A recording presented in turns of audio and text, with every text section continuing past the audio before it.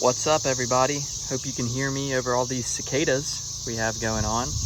But today is a big day because I'm setting up my grow bag garden for the 2024 growing season. This will be the 4th season I'm using these grow bags. They're Vivo Sun bags. I'll link them in the description, but they've held up really well. Since it's their 4th season though, I've just given them all new soil for the first time. This is soil from a local nursery. It's a mix of topsoil, mushroom compost, sand, earthworm castings, and a few other things, but just really good, healthy soil. I filled these bags up with it, and now I'm ready to build something I'm really excited for this season because my grow bags are always what demand the most watering. They drain really well, which is great for the peppers, but then I do have to water them a lot in the summer. So this year I have gotten the Thirsty Earth Olla system. It's a mix of kind of drip irrigation and Ollas, and I'm really excited to put it together today, and we'll see how it works throughout this season. All right, so we have a few things in the box. This system runs off of this reservoir, which I'll get out. It's pretty heavy. I think it's full of the Ollas with how it's packed. But it's got a few ways to fill it up that I'm eager to check out. And like I mentioned, it's kind of a mix of drip system and Olla. So we've got some hardware that looks kind of like traditional drip push to connects. We also have some tubing for that.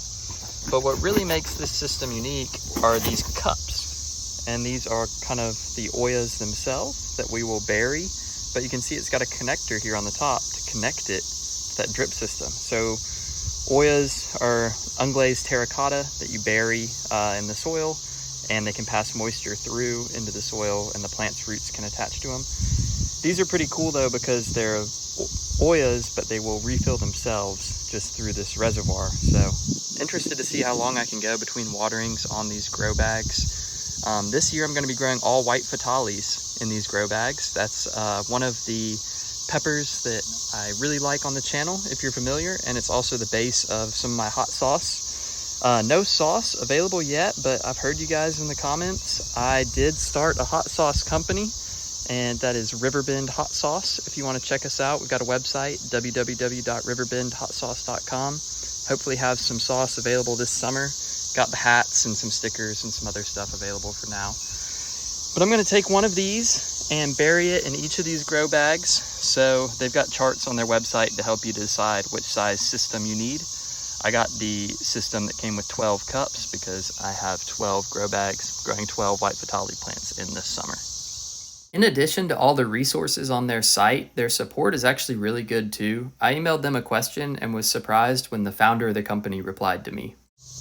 All right, so first I've just gotten my trowel out and I'm gonna bury each one of these in a grow bag, kind of up to here. So these 5-gallon grow bags, I only need one per each grow bag. By the way, these are what you're hearing in the background. These cicadas have absolutely taken over here in Nashville, Tennessee. I've had like 3 or 4 of them just land on me while I'm trying to do this. It's always a nice surprise when one crawls up the back of your neck. So yeah, that's what you're hearing in this video. I hope you guys can hear me okay. I'm about to bury all of these though. I've been on a kick to use less water in the pepper patch, and I really think this system will help with that.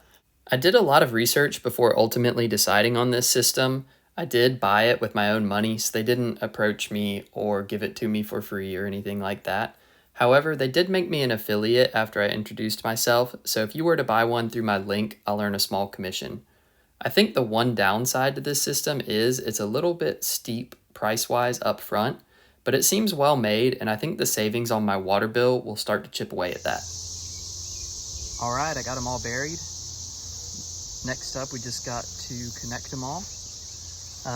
They came with these connectors. They're just really easy push to connect. So you just push it on, and then, yeah, I'm about to pull that out of the ground. So we'll see how watertight they are, but the connection is really easy. So I'm gonna pop one of these T's on top of each of these Ollas, and then I'll get them all piped up together. I went back and looked at the instructions, and they do actually say to bury these until you can't see any of the terracotta. So I've gone in and added a little more dirt to some of these grow bags. In addition to the tees, it came with some cool splitters and 90s and 4-way fittings. So what I'm actually going to do is use a splitter at this upper end here, and then put a T on each of the Ollas until the end. And then on the 2 last ones in the row, I'm going to put one of these just 90-degree turn downs into them. So I'll have 2 rows of 6 Ollas. These push-to-connects are really easy to work with, and that's been one of my favorite things about this system so far, is that it really requires no tools to put it together. All you need is a pair of scissors and a trowel.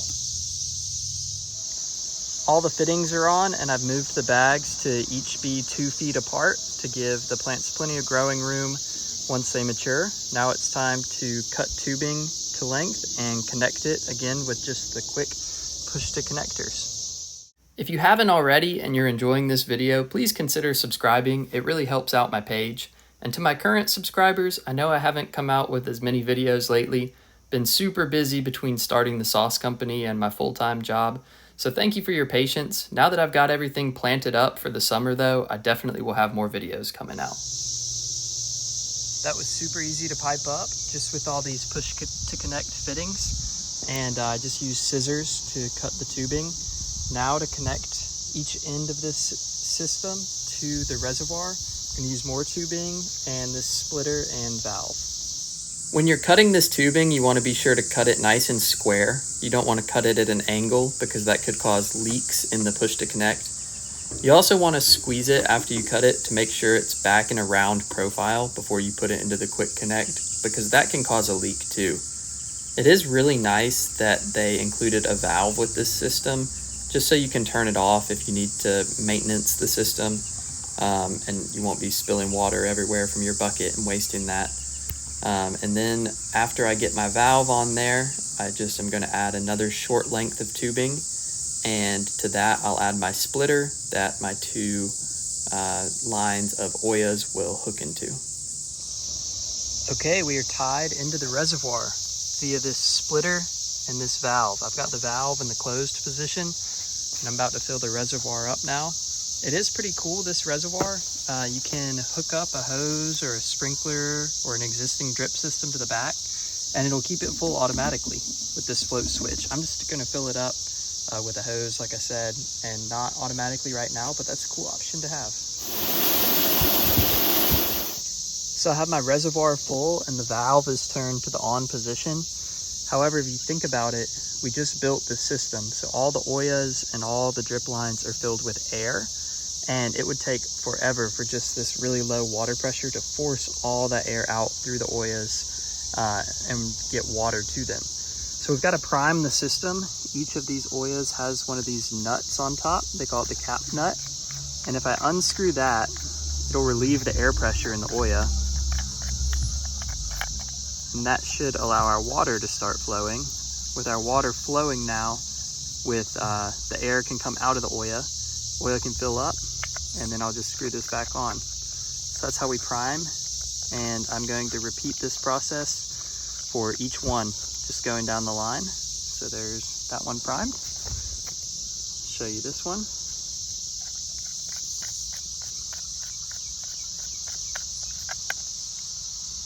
Yep, getting water here now. And I need to fill up this Olla, and we'll just keep going and do all 12 of them in this same way. Then our system will be full of water, not air, and be able to deliver it to the plants we're about to plant. All right, the last one just finished priming. So I've got the whole system primed with water. I have got my reservoir about a foot above the soil level on the bag to the bottom of the reservoir. And then the water level in the reservoir is about another foot. So that should be plenty of water pressure for this system. It really does not demand much pressure at all. All that's left now is to plant up our peppers. And for said peppers, I have these 12 white fatalii seedlings. Cannot wait to put these in these grow bags and see how they do this summer. It really is wild that my first batch of commercial hot sauce might come from these plants right here. So thank you guys so much for watching. It really means the world to me. The garden has expanded quite a bit in the last few months, and a lot of it is thanks to YouTube. So I'll keep putting out videos as long as you guys keep watching, and thanks again.